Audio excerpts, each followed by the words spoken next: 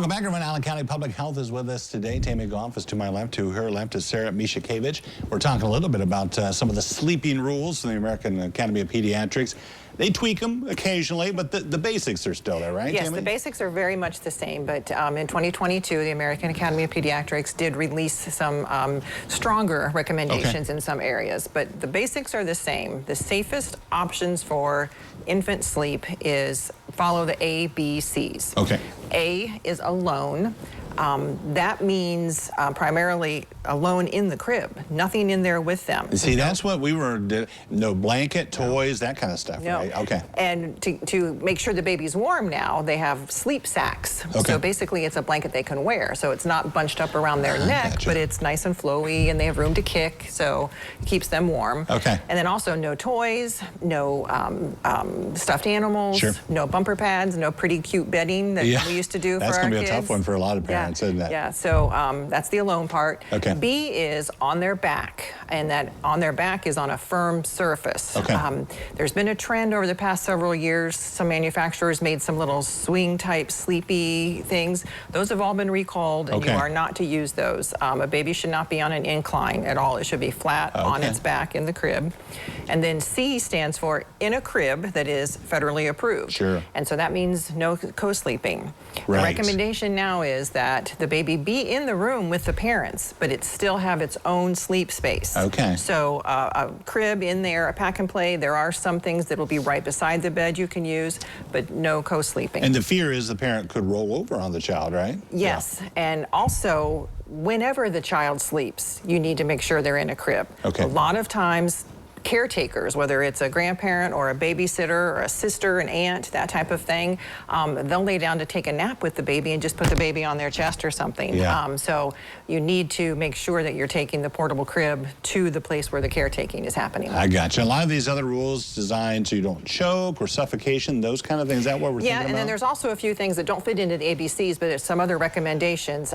Even though when you have your baby for the first few hours of life, they put a little hat on it, right. You don't need to put a hat on your baby in your home. And in fact, you don't want your baby to get too warm.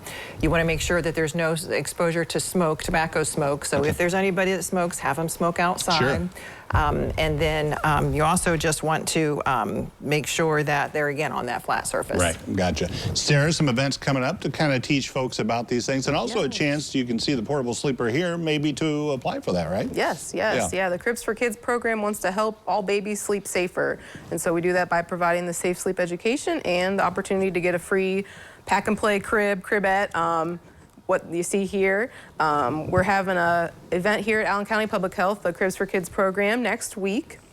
It'll be a free crib distribution and safe sleep education sessions, walk-ins only. Okay. And it'll be next week on Monday, Tuesday, and Thursday from 12:30 to 4:30. Okay. You don't need a head count or anything. Just show up then, huh? Just show up. Okay. Yeah, and it'll be about a 15-20 minute appointment. Okay. Yeah, so and quick. folks will have to have eligibility then for this. They'll give you some information, that kind of thing? Yes, good question. Yeah, to qualify for the program and to receive a free crib, have to be at least 32 weeks into your pregnancy and or a parent of an infant under 12 months old. And that's also the birth parent, or if someone has temporary full custody of an infant, they qualify. Do some people, Tammy, like some of these, we knew the basics of some of these rules. Are some people surprised about the no blanket, no toys, no hat, all that kind of stuff? Yes, especially intergenerationally. I have a sister who's 10 years older than me, and between her children and my children, it switched from the recommendation being on their side to on their back.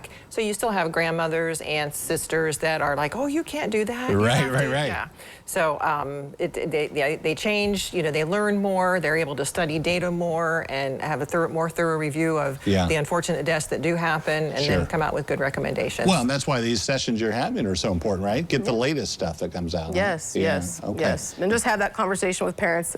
Safe sleep is hard. We're all tired as new parents. So yeah, sometimes we don't intend to do unsafe things, but it unfortunately can happen. So yeah, just to kind of teach, educate, have a conversation about what's recommended. Okay, good information. Details are on the screen. Thank you guys, appreciate it. Thank you.